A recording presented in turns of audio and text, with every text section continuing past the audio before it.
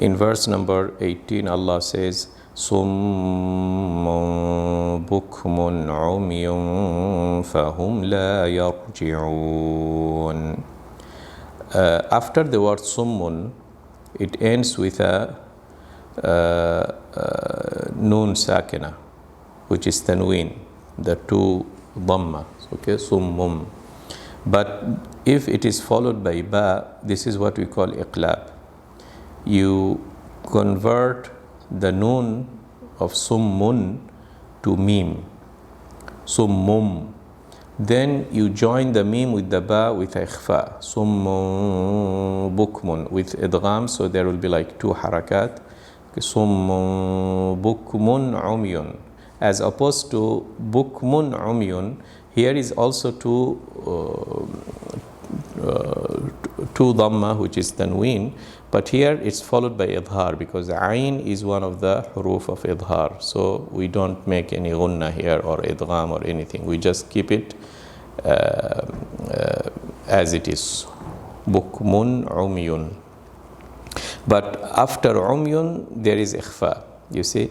So we have in this three words, we have three different rules of tajweed. Umyun fahum. Here we have two tanween. We have tanween followed by fa. Okay, so followed by fa. Fahum la yarji'un. What does it mean? Allah describes the munafiqeen that they are deaf, they cannot hear. Sum. Bukum, they are dumb, they cannot speak. Umyun, they are blind. So, fahum la yarji'un, they will not return to the right path. La yarji'un, cannot return. So, basically, Allah subhanahu wa ta'ala is describing the verse that we left last time.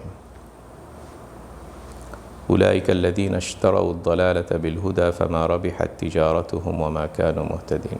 Remember that they were engaged in a financial transaction kind of thing, that we have Iman, we have Prophet Muhammad, the Quran, and you have the elders of Jews and the kufr and the darkness and the jahiliyyah and all these things.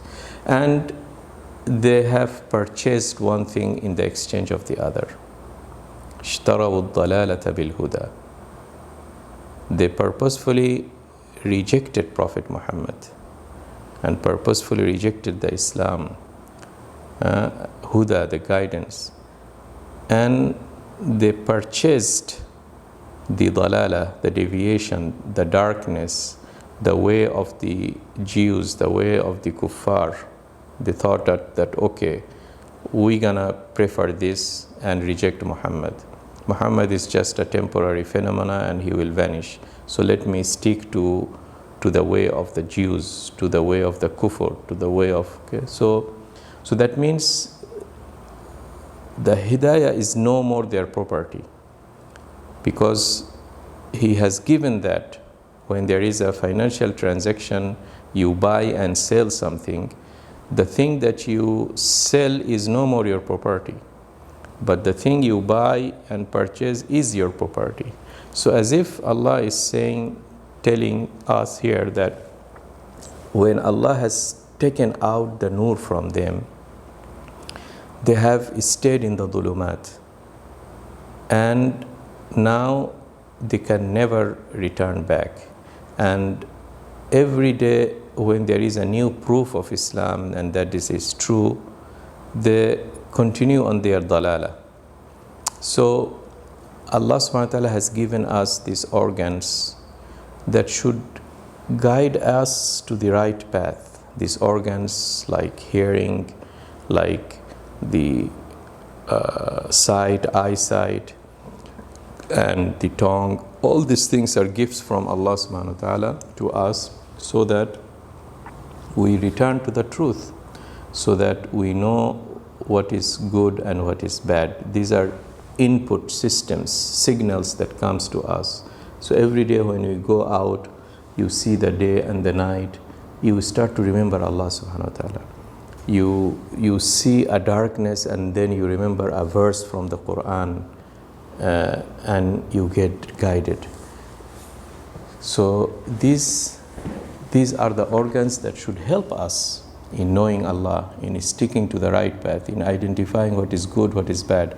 And this is the value of the Quran, this is the value of Prophet Muhammad ﷺ, this is the value of Islam. These are the guidance. But these munafiqeens, they do not benefit from these gifts of Allah subhanahu wa ta'ala. فَهُمْ لَا يَرْجِعُونَ.